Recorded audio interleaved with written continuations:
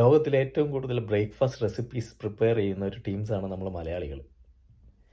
അപ്പോൾ നമ്മൾക്ക് ഇടയ്ക്കൊരു ചേഞ്ചൊക്കെ ആകാനായിട്ട് നോർത്ത് ഇന്ത്യൻ ഡിഷസോ ചൈനീസ് ഡിഷസോ ട്രൈ ചെയ്യാവുന്നതാണ്.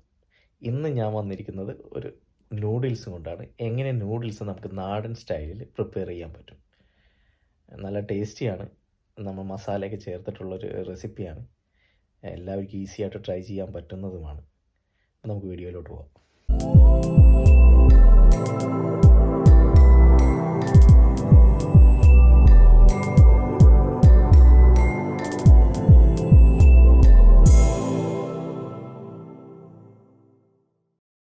ആദ്യമായി നമ്മൾ നൂഡിൽസ് വേവിക്കാൻ പോവുകയാണ്. അതിനുവേണ്ടി വെള്ളം ചൂടാക്കി അതിൽ കുറച്ച് ഉപ്പിട്ട് അതിലേക്ക് നൂഡിൽസ് ഇട്ട് വേവിക്കാം നമുക്ക്.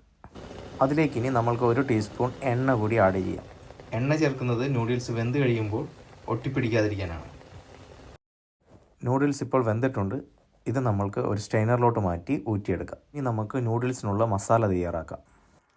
നൂഡിൽസിന് ആവശ്യമായിട്ടുള്ള വെജിറ്റബിൾ എന്ന് പറയുന്നത് ഒരു ക്യാരറ്റും ചെറിയ കഷ്ണം ക്യാബേജും ക്യാപ്സിക്കമാണ്.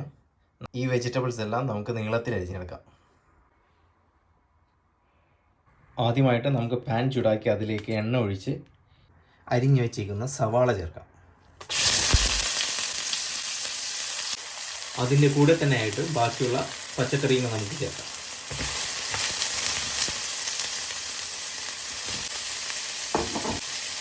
ഇതിലേക്ക് ആവശ്യമായിട്ടുള്ള കുറച്ച് ഉപ്പും കൂടെ ചേർത്ത് നമ്മൾക്കിതൊന്ന് ചെറുതായിട്ടൊന്ന് വാട്ടിയെടുക്കാം.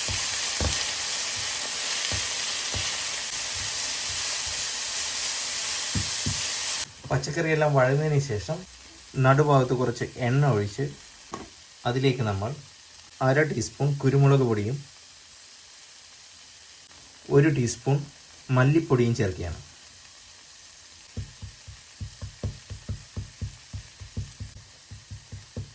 ഈ 2 മസാലകളും ചെറുതായിട്ടൊന്ന് മൂപ്പിച്ചതിന് ശേഷം നമുക്ക് മിക്സ് ചെയ്യാൻ നല്ലോണം.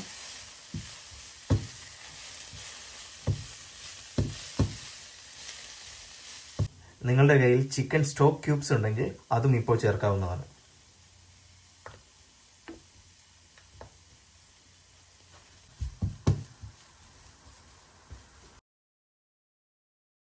ഇനി നമ്മൾക്ക് നൂഡിൽസിൻ്റെ കൂടെ കിട്ടുന്ന മസാല കൂടെ ഇതിലോട്ട് ചേർക്കാം.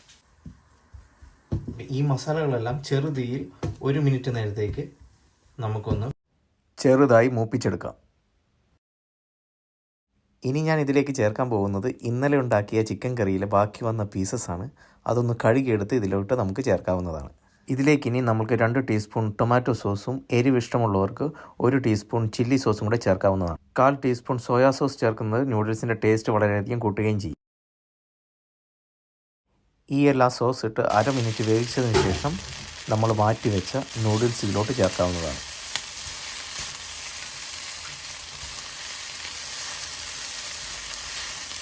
രണ്ട് ഫോർക്ക് കൊണ്ട് നൂഡിൽസ് നല്ലോണം മിക്സ് ചെയ്യാവുന്നതാണ് നമുക്ക്.